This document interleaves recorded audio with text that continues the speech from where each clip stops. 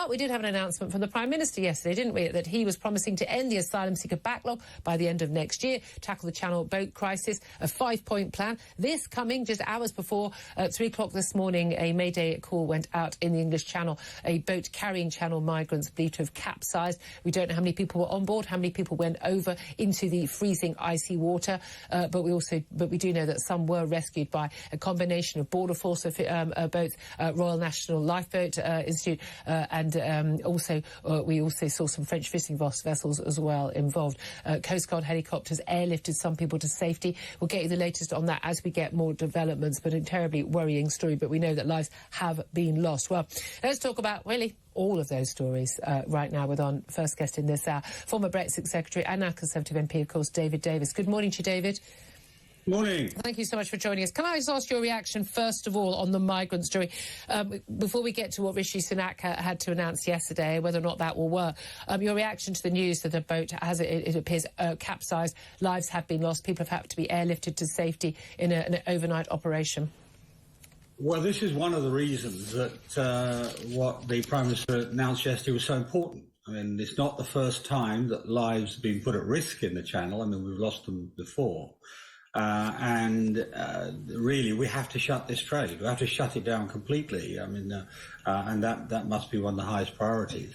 And to be frank with you, I also hope that the authorities investigate very carefully the gangsters who organised this. And I would think it wouldn't be inappropriate, if there has been loss of life, to charge them with manslaughter.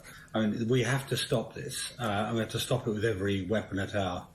Well, I'm with you in terms of this. Look, these are organised criminals, they're gangsters who are trafficking these people. But these people, we're constantly being told they're desperate, and they're getting in these boats because they're desperate. They're in France. They're not in war-torn Syria or facing persecution in Afghanistan or Iran or Iraq. They're in France. They're not desperate at the point in which they pay their thousands of pounds to the people trafficker and get on the boats. They know they're on a rickety dinghy. They know where they're trying to travel to. They've got mobile phones. They know that they often don't have even life jackets alike. I mean, I wouldn't put myself on one of those dinghies. I wouldn't get on a dinghy on a lake. I wouldn't go across a pond right now in a dinghy in this weather. They're doing it. I'm absolutely saddened and horrified that people have lost their lives. But these people are choosing to take this absurd and dangerous risk themselves. How much do we blame the traffickers, and how much do we say, I'm so sorry, this is awful, but you shouldn't have been on the boat in the first place? Well, I'm mostly blame the traffickers. I mean, what you've got going on here are people coming from a poor but actually comparatively safe country, in Albania in particular.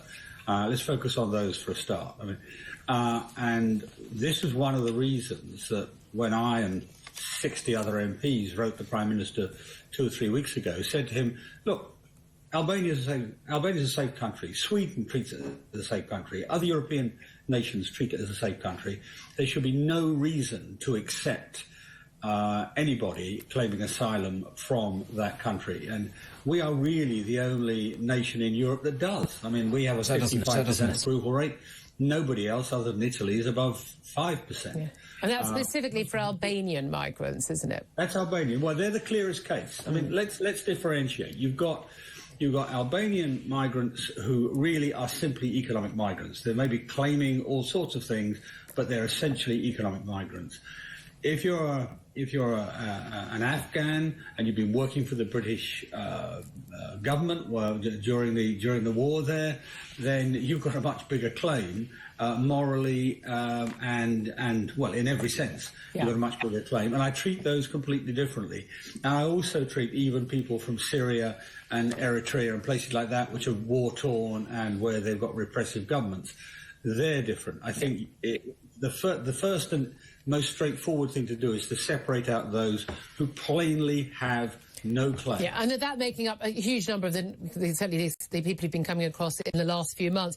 Yeah. Rishi Sunak, in his 5-point plan, crucially, a small boats command, a new permanent unified small boats operational command set up, military personnel, civilian, and the National Crime Agency, 700 staff to be recruited. I wonder where they're going to get them from.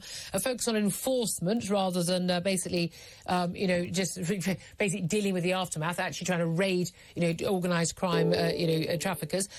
Basically ending using hotels to house asylum seekers. So disused holiday parks, military sites and the like being used instead, because that will be a cheaper cost. Billions being spent right now. More caseworkers, basically clearing that number of asylum backlog. We're looking at basically more than 100,000 waiting for more than a year. He's hoping to tackle that. And as you mentioned also, Albania, basically saying Albania is a safe country. You have to go back and doing a deal there. Will any of those measures make any significant difference? And will any of those measures be easy to actually enforce when really we're not going to stop the drive for people wanting to get on those boats. We're not going to stop the illegal traffickers wanting to take their money. And France ain't ever going to take any of these people back. So once they do get here, they know they can stay.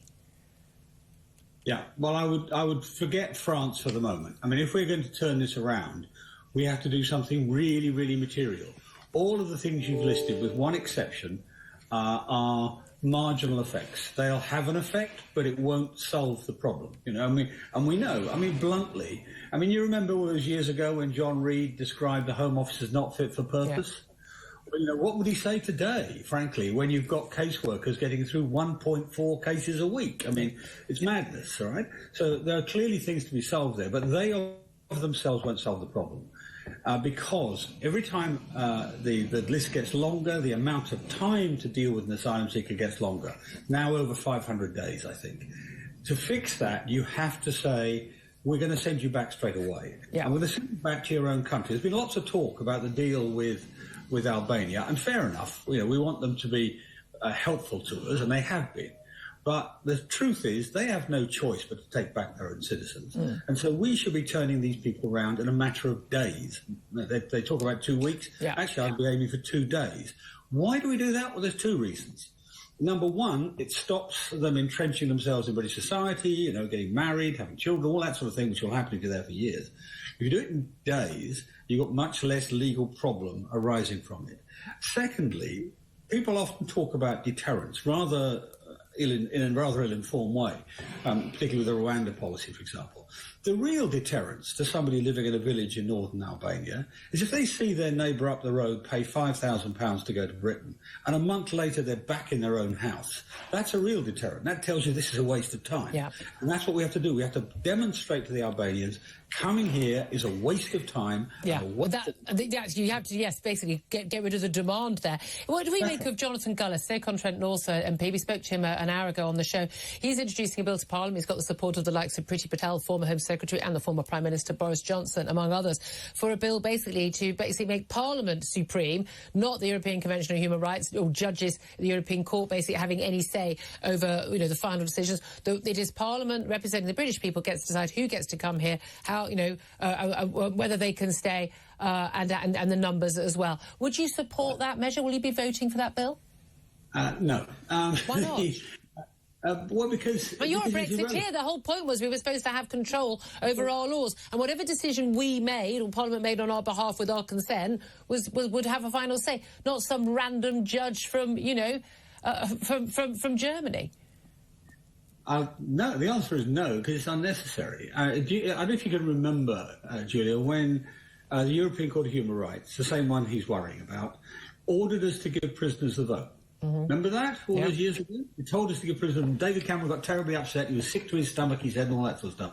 So what did we do? Well, actually, I moved a motion, seconded by Dominic Raab, in the House, ordering the government to ignore that instruction.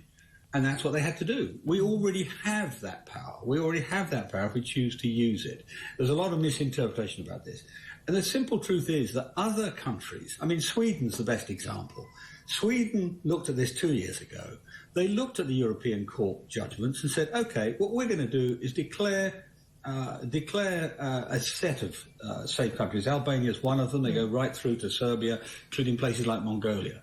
They declared them safe countries, and they've turned down everybody since. There's a zero acceptance rate. They've had no trouble with the court.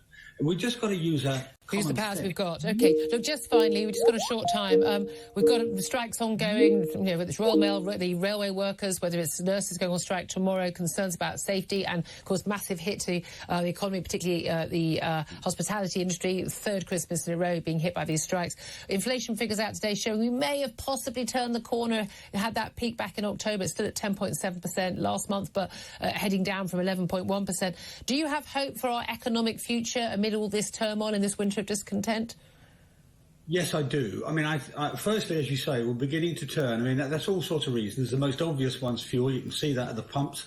But also the value of the pound has gone back up. I think it's about 122 last time I looked. All of that helps, and it's beginning to work. But the second thing is, I think also the public, although they're quite sympathetic to the strikers initially, I'm going to get quite cross with them. I mean, it's plain as a pikestaff that the health service strikes are going to cost lives. And really, if you joined up for the health service, you shouldn't be doing things that cost lives. And that's really, I think that will start to be, the public will take a very dim view of that. Okay. The other strikes, the RMT and the post office, they're going to damage their own jobs. I mean, the Royal Mail and so on are going to find their work going to delivery company. Yeah, I mean, actually, I'm just not going to send the Christmas cards this year. So, exactly, then your job done. We'll have to leave it there. David Davis, so appreciate you joining us. So, former Brexit Secretary, Conservative MP, of course, as well. 9:18 is the time. We'll keep you up to date on developments on what's happening in that Channel migrant rescue operation. It's understood from French authorities. They, of course, monitor those boats leaving the French shores. Don't do anything to stop them, but they monitor them. They think that between 30 and 50 people were on that small boat involved in the capsizing in the channel. And we believe that there may be dozens of fatalities. There were people who were air rescued by these Coast Guard helicopters, but we'll keep you up to date on that.